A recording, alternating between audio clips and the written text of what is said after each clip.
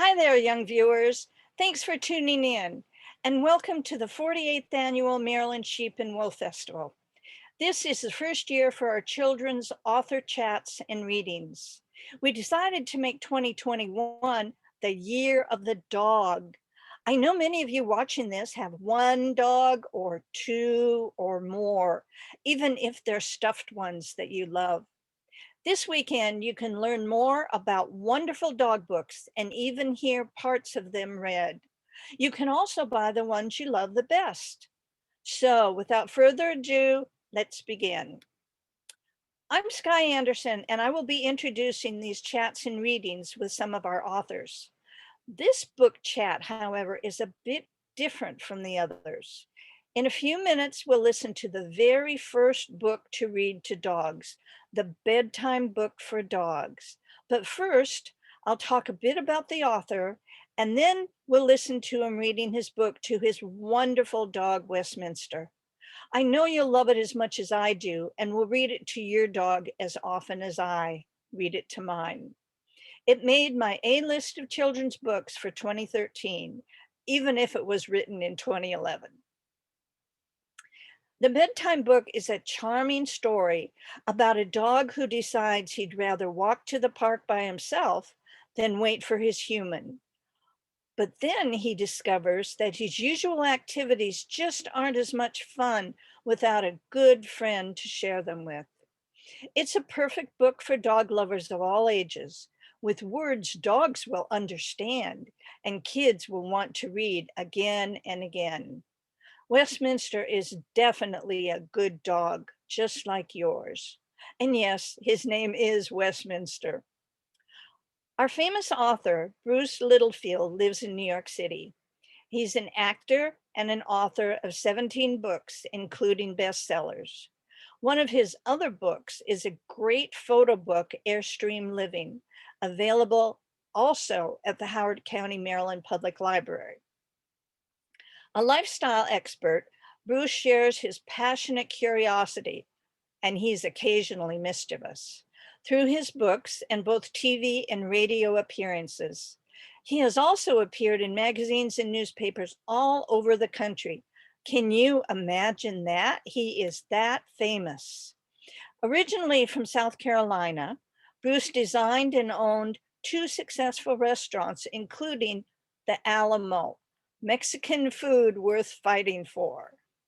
He also collects garage sale treasures and has been called the garage sale guru and the flea market king. The Bedtime Book for Dogs is a delightful story about a good dog and his best friend. Here are some pages from the book so you can read along with me. But you may notice two Westminster dogs in some of them. That's because these particular pages are actually two pages, a left-hand page and a right-hand page. So let's read this page. He fetched his leash. He could carry it himself. And he went out the door. He could open it himself. And the next page, he stopped at the corner, looked both ways, then crossed the street. The good dog found a stick, but there was no friend to throw it. Yes, the dog in the book really is named Westminster, and Bruce adopted him at an adoption event in New York City one year when he was covering the Westminster Kennel Club Dog Show in February. That's why Bruce named him Westminster. Don't you think it's a good name? I really don't think the author knows there's a town about 20 miles from here called Westminster. And did you notice the cover has Westminster sitting in a moon reading a book? I wonder if he helped write this book. For viewers who want their own bedtime book for dogs or any other of Bruce's 17 books, you can buy a copy from his website, and Bruce will even sign it for you. I hope you found this book and learning about the story behind it to be fun. And don't you think Westminster is a good dog? Westminster Story is a lovely lesson to learn that's so easy and fun when dogs teach us. Kids and everyone else, now that you know more about the book, let's listen to it. And since we have other authors to chat with, after Bruce reads his book, Do His Dog Westminster, it's a great time to pick another book to listen to. Bye for now. Have fun reading to your dog.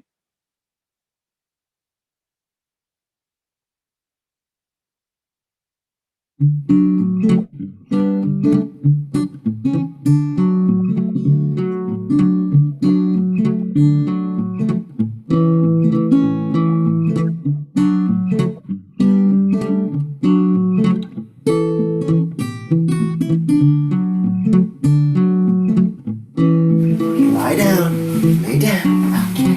There you go. Good boy. All right. Once upon a time, a very good dog wanted to go play. But his friend was busy. He fetched his leash. He could carry it himself. And he went out the door. He could open it himself. He stopped at the corner. He looked both ways. Then he crossed the street. The good dog walked to the park, and he rolled in the grass. The good dog found a stick, but there was no friend to throw it. The good dog spotted a squirrel, but there was no friend to tell. The good dog did his business, but there was no friend to say, "Good dog." The good dog decided to go home. It was no fun without his friend. He left the park and crossed the street. He ran as fast as he could. "You came home," his friend said. "You're a good dog." And then the good dog got a treat.